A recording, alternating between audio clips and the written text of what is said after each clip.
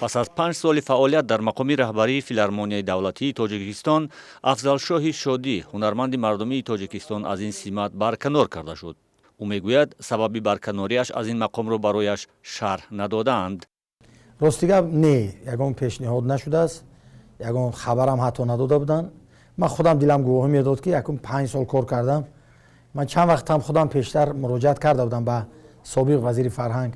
وزارت فرهنگ تاجیکستان در شرح برکناری افضلشاه شادی از مقام رهبری فیلارمونیای دولتی تاجیکستان گفت این یک روند جای عوض‌کنی متخصصانی رهبری کننده است.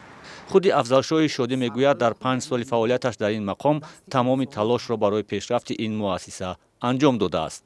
فیلارمونیای دولتی تاجیکستان رو به سطح فیلارمونی‌های قزاقستان، همسایه دولت، ازبکستان، ترکمنستان ما بالا برداشتیم. یعنی من بسیار با دستگیری خودی به واسطه پیشوای معظم ملت من فیلارمونی 2 بار تعمیر شد. افضلشاه شادی میگوید در زمان رهبری او برنامه‌های هنری هنرمندان فیلارمونیای دولتی تاجیکستان رنگین‌تر شده و مورد توجه قرار گرفته است. از سال 2014-15 سطح هنرمندای فیلارمونی همگی 2 نفر ما برآمد میکردیم در کنسرت‌های دولتی، یعنی بنده و رحمت الله هاشموف. و امروز از سال 2015-16 سر کرده تا امروز قریب در 74 کنسرتی که رهبر دولت اشتراک کردگی با مهمان‌های خارجی و دولت‌های دیگر، یعنی هنرمندای فیلارمونی ما برآمد کردگی هستند.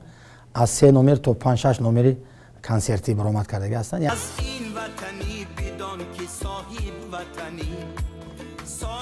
وطنی کفیل قدر و سخنی. افضلشاه شادی از هنرمندان سرشناس و صاحب مکتب کشور است که با ترانه‌های وطنپرستی و انسان دوستی‌اش سری زبان هاست. او سال گذشته در آلمان جراحی شد و طول 4 ماه طبابت گرفت. در مقام رهبری فیلارمونیای دولتی تاجیکستان افضلشاه شادی را کرامت الله رحیمزاده دиректори مکتب موسیقی میراتالله عطاев عوض کرده است. برکناری افضلشاه شادی در حالی است که سال 2018 حکومت تاجیکستان با ارسال یک نامه از وزارت فرهنگ خواسته بود در فیلارمونیای دولتی تغییرات کادری به عمل آورده نفر آگاه از سیاست را به رهبری آن تعیین کند.